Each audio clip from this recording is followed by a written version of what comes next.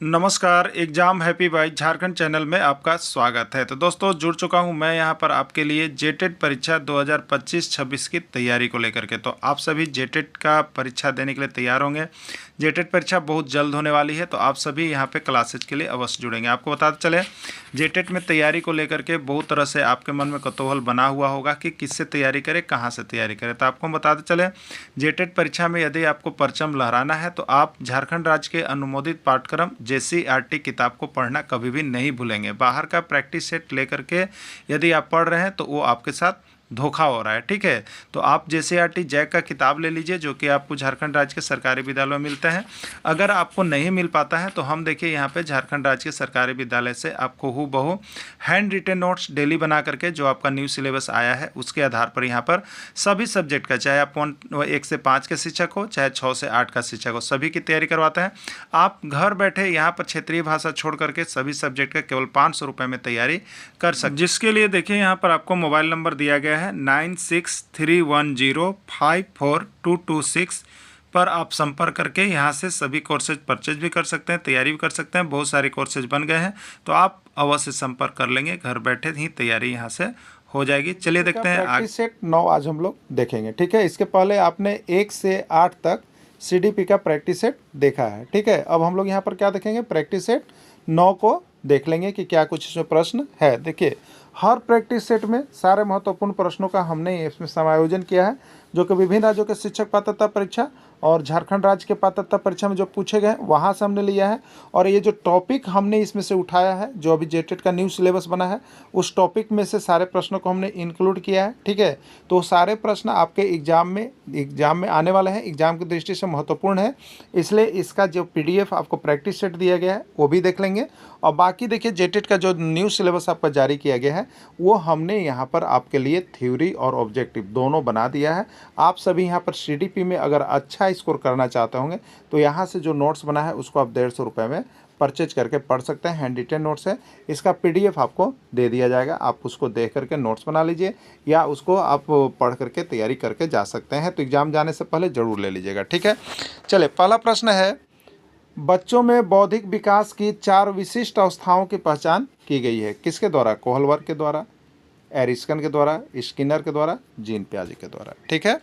तो बच्चों में बौद्धिक विकास की 4 विशिष्ट अवस्थाओं की पहचान की गई है, वो की गई है आपका जीन पियाजे के द्वारा, जो कि संज्ञानात्मक सिद्धांत के नाम से हम लोग जानते हैं, ठीक है। तो जीन पियाजे का सिद्धांत में 4 अवस्था कौन कौन है, एक बार हम लोग फिर से रिवाइज कर लेंगे। पहली अवस्था है संवेदी गामक अवस्था, सेंसरी मोटर स्टेज होता है, ठीक है। संवेदी गामक अवस्था होता है, याद आप लोगों ने किया होगा। ये अवस्था का उम्र कितना होता है? तो 0 से 2 वर्ष, क्लियर। उसके बाद क्या होता है? उसके बाद दूसरी अवस्था का नाम है पूर्व संक्रियात्मक अवस्था। क्या है आपका? पूर्व संक्रियात्मक अवस्था, ठीक है। ये कितना होता है? तो 2 से 7 वर्ष, ठीक है। कभी कभी ये भी पूछेगा कि जीन पियाजे की दूसरी अवस्था का नाम क्या है, तो इसको सीरियल नंबर से याद करना है। और देखिए, जो हमने आपको नोट्स दिया है, आप सभी को नोट्स दिया है, उसमें हमने ट्रिक भी इसका बताया है याद करने का। तो आप सभी यहाँ से लेकर के जरूर पढ़ लीजिएगा और देख लीजिएगा। अभी तो प्रैक्टिस सेशन चल रहा है, इसलिए हम उसको डीपली उतना नहीं कर रहे हैं, ठीक है। लेकिन आप सभी को नोट्स दे दिया गया है बना करके, ये समाप्त कर दिया गया है ना। तो पूर्व संक्रियात्मक अवस्था था, और उसका तीसरी अवस्था का नाम क्या है? मूर्त संक्रियात्मक अवस्था। और चौथी अवस्था का नाम क्या है? अमूर्त संक्रियात्मक अवस्था, ठीक है। 0 से 2, 2 से 7, और मूर्त हो गया 7 से 11, और यहाँ पर 11 से ऊपर, क्लियर। तो इसको जरूर देख के जाइएगा। ये चारों अवस्था में से एक अवस्था आपके एग्जाम में रहेगा, ठीक है। विकास कभी न समाप्त होने वाली प्रक्रिया है, यह विचार किससे संबंधित है? विकास तो हमेशा चलते रहता है, जीवन से लेकर के, जन्म से लेकर मृत्यु पर्यंत तक, ठीक है। विकास चलते रहता है। तो इसका मतलब क्या है? जीवन से चलना शुरू हुआ, मृत्यु तक चल रहा है, इसका मतलब क्या हुआ? इसका मतलब कि निरंतर चल रहा है। इसका मतलब क्या है? कि निरंतर चल रहा है, ठीक है। निरंतर चल रहा है तो इस सिद्धांत को निरंतरता का सिद्धांत कहेंगे, ठीक है। तो इसको हम लोग कहेंगे निरंतरता का सिद्धांत, क्लियर। चलिए अगला देखिए, विकास कभी न समाप्त होने वाली प्रक्रिया है, यह निरंतरता के सिद्धांत से पता चलता है, ठीक है। डिसलेक्सिया किससे संबंधित है? डिसलेक्सिया किससे संबंधित है? मानसिक विकार, गणितीय विकार, भाषा विकार या पठन विकार, ठीक है। डिसलेक्सिया किससे संबंधित? देखिए आपको हमने बताया था लेक्सिया जैसे ही आएगा तो आप समझिएगा कि लक्ष्य है, ठीक है, लक्ष्य है और बच्चा लुक्स पढ़ रहा है। क्या पढ़ रहा है? लुक्स पढ़ रहा है। तो ये लक्ष्य वाला चीज़ जो है ना, पढ़ने का समस्या है लेक्सिया, इसलिए ये पठन विकार में जाएगा। याद रखिएगा लेक्सिया बहुत बार आया हुआ है।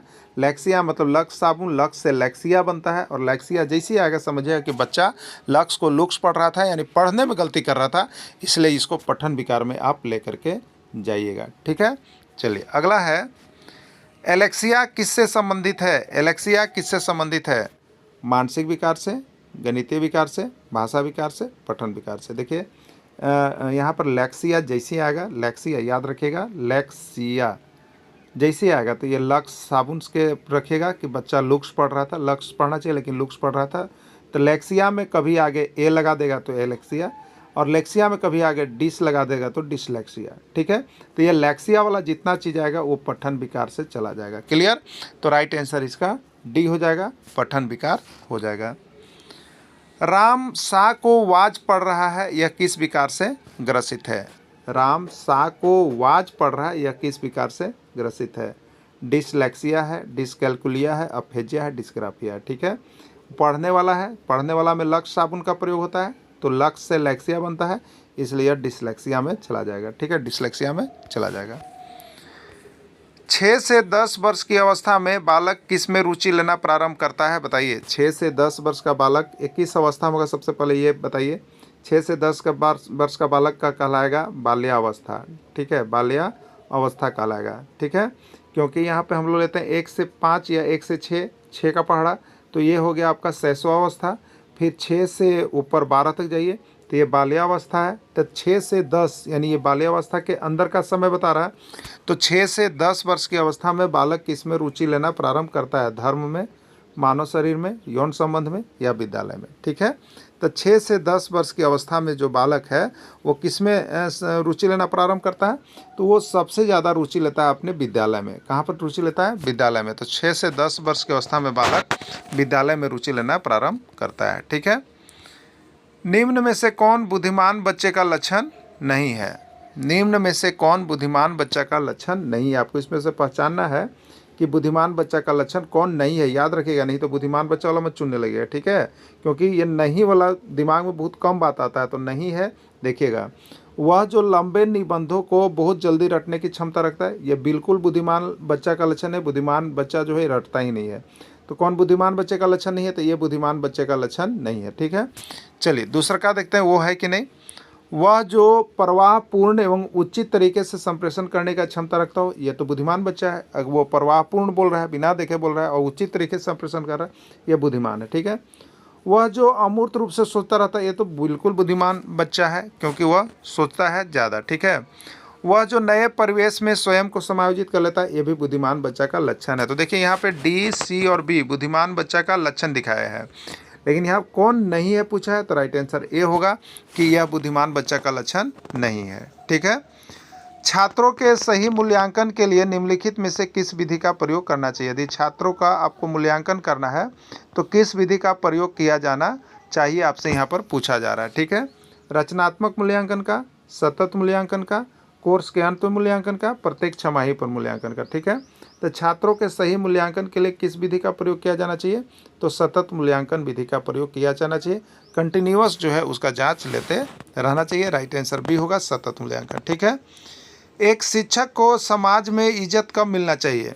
एक शिक्षक को समाज में इज्जत कब मिलेगा? आपको देखिएगा, आप सभी शिक्षक बनने जा रहे हैं, कब मिलेगा इसको देख लीजिएगा, ठीक है। एक आदर्श जीवन जीता हो, निष्ठापूर्वक अपनी ड्यूटी करता हो, प्रभावकारी तरीके से पढ़ाने में सक्षम हो, ये सभी, ठीक है। अगर एक शिक्षक में ये सब गुण है, एक आदर्श जीवन जीता हो, तो उसको भी इज्जत मिलता है। निष्ठापूर्वक अपनी ड्यूटी करता है, उसको भी इज्जत मिलता है। प्रभावकारी तरीके से पढ़ाता है, उसको भी इज्जत मिलता है। यानी राइट आंसर डी होगा, एक ये सभी होगा ना, ये सभी हो जाएगा। कोई बच्चा प्रभावकारी तरीके से हुनर कैसे सीख सकता है? अगर आप कोई हुनर सीखना चाह रहे हैं, ठीक है, कोई हुनर सीखना चाह रहे हैं, कोई कला सीखना चाह रहे हैं, तो बहुत ही प्रभावकारी तरीके से अगर आप कभी भी ना भुलाएं और बार बार वो काम को कर सकें, तो वह बच्चा कैसे सीखेगा तो वह प्रभावकारी बनेगा? अवलोकन करके, सुनकर, पढ़कर, खुद करके, ठीक है। तो देखिए यहाँ पे खुद करके एक ऐसा वर्ड्स है जिसमें बच्चा किसी चीज़ को प्रभावकारी तरीके से कर सकता है, न देख करके न करके। अगर हाथ से खुद कर करके वही सीखेगा तो वह बच्चा जो है प्रभावकारी तरीके से सीख सकता है। राइट आंसर डी होगा, खुद करके। क्लियर। बालक विकास का जीन पियाजे के सिद्धांत का आधार है। बालक विकास का जीन पियाजे के सिद्धांत का आधार है। बालक विकास का जीन पियाजे के सिद्धांत का आधार है। मनोविश्लेषण विकास, नैतिक विकास, मनोसामाजिक विकास, संज्ञानात्मक विकास, ठीक है। तो बालक विकास का जीन पियाजे सिद्धांत का आधार क्या है, ठीक है। तो जीन पियाजे ने किसका दिया था? तो जीन पियाजे साहब ने संज्ञानात्मक विकास का सिद्धांत दिया है। कौन दिया है? संज्ञानात्मक विकास का सिद्धांत जीन पियाजे के द्वारा दिया गया है। और इसमें किसका दिया गया? तो 4 विशिष्ट अवस्थाओं की पहचान की गई है जीन पियाजे के द्वारा, जिसको अभी हमने शुरू में बताया था। पूर्व संवेदीगामक अवस्था, पूर्व संक्रियात्मक अवस्था, मूर्त संक्रियात्मक अवस्था और अमूर्त संक्रियात्मक अवस्था, ठीक है। तो ये संज्ञानात्मक विकास के पिता भी कहे जाते हैं, ठीक है।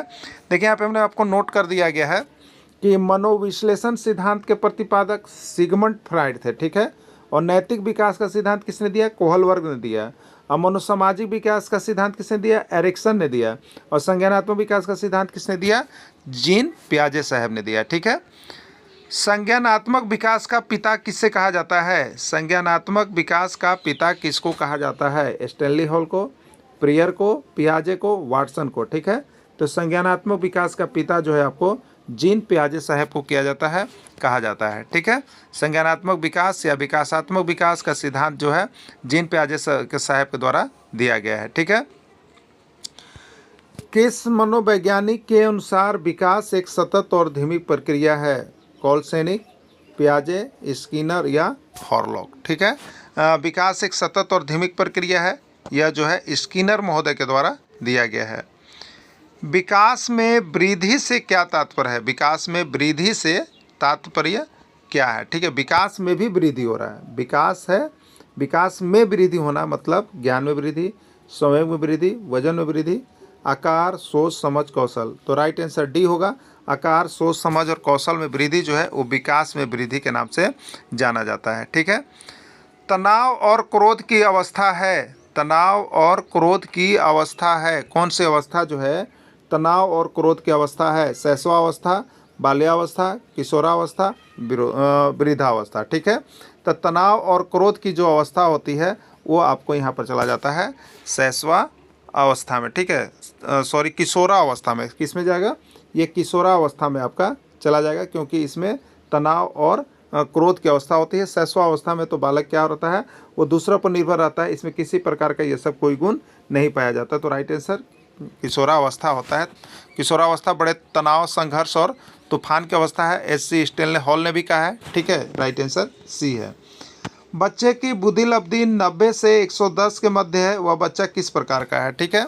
सामान्य बुद्धि, प्रखर बुद्धि, उत्कृष्ट बुद्धि, प्रतिभाशाली, ठीक है। इसका देखिए आपको हमने यहाँ पे क्या किया, इसका चार्ट दे दिया है और जो आया है वो भी बता दिया है। उसको चार्ट को जरूर देख लीजिएगा और यहाँ से थ्योरी पेपर उसका लेकर के जरूर पढ़ लीजिएगा आप सभी को, ठीक है। लगभग सबको मिला हुआ है, जो हमारे साथ जुड़े हुए हैं, जो नहीं जुड़े हैं वो जुड़ जाएंगे, आपको सारा चीज़ मिल जाएगा। देखिए अगर आप कम पढ़ करके जो ऑथेंटिक चीज़ पढ़ने वाली चीज़ है उतना पढ़ के अगर आप अंक उठाना चाहते हैं तो देखिए आपको यहाँ पर प्रश्न बहुत कम है, लगभग 1500 से 2000 प्रश्न आपको मिलेगा, ठीक है। इतना के अंदर से ही आपको सारा प्रश्न छपने वाला है, ठीक है। और यहाँ से आपका 60+ स्कोर आपको करने वाले हैं, तो 60% से ज़्यादा स्कोर आपका हो जाएगा। अब रही बात तो यहाँ पर 90 आप पार कर जाएंगे, इससे इसको देख लेते हैं। तो यहाँ से ज़रूर लेकर के जुड़ करके पढ़ करके ही आप जाइएगा आप सभी को, ठीक है। इसको छोड़ के जा रहे हैं यानी आपके साथ धोखा हो सकता है, 2-4 नंबर कम पड़ जाए, इसलिए उसको लेकर पढ़िएगा। बच्चे के बुद्धि लब्धि 90 से 110 के मध्य है, वह बच्चा किस प्रकार का? सामान्य, प्रखर, उत्कृष्ट या प्रतिभाशाली, ठीक है। प्रतिभाशाली कितना होता है बताइए? 140 से ऊपर वाला प्रतिभाशाली होता है, ठीक है। उसके बाद प्रतिभाशाली हो गया, फिर प्रखर बुद्धि 120 से ऊपर वाला, सामान्य बुद्धि 90 से 100 तक, 110 तक रहता है, 110 तक। तो 90 से 110 तक है बच्चा सामान्य है, क्या है? सामान्य बुद्धि का है। बच्चों के लिए निःशुल्क एवं अनिवार्य शिक्षा का अधिकार अधिनियम कितने वर्ष के बच्चों के लिए लागू किया गया है? 6 से 14 वर्ष के बच्चों के लिए, 7 से 13, 9 से 11, 6 से 12, ठीक है। तो 6 से 14 वर्ष के बच्चों के लिए निःशुल्क एवं अनिवार्य शिक्षा का अधिकार अधिनियम लागू किया गया है, ठीक है।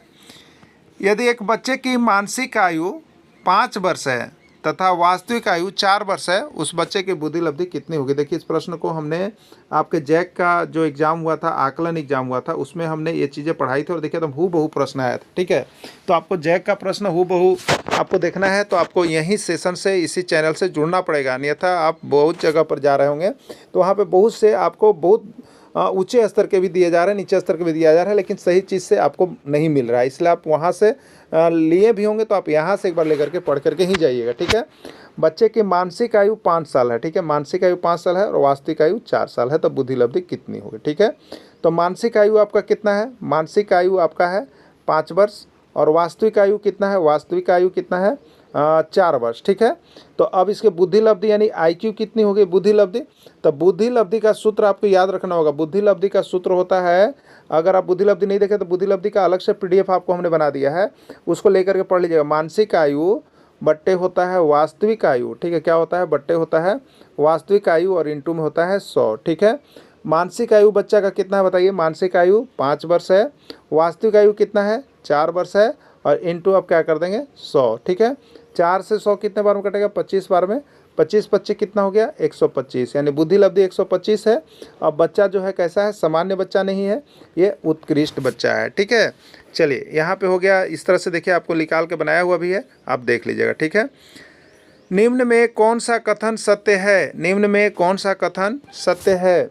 लड़के बुद्धिमान होते हैं, लड़कियां अधिक बुद्धिमान होती है, बुद्धि का लिंग के साथ कोई संबंध नहीं है, सामान्यतः लड़के लड़कियों से अधिक बुद्धिमान होते हैं। ठीक है, कौन सा कथन सत्य है, तो यहाँ राइट आंसर सी होगा कि बुद्धि का जो है लिंग के साथ कोई संबंध नहीं है, क्योंकि यहाँ पर जो है आप लैंगिक पूर्वाग्रह से ग्रसित हैं, इसीलिए किसी को आप कमज़ोर और किसी को सहजोर मानते हैं, ये लैंगिक पूर्वाग्रह का ग्रसित होता है।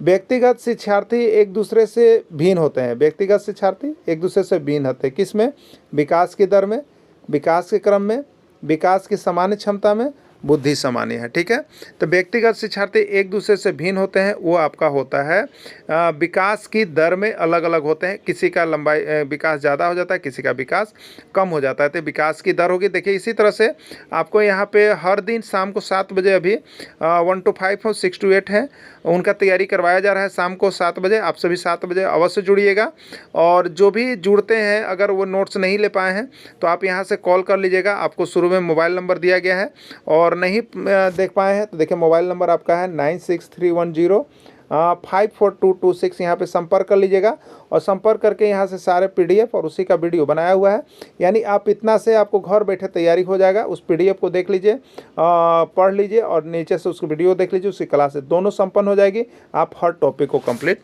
कर लेंगे। ठीक है, वीडियो के अंत तक जुड़े रहें, धन्यवाद।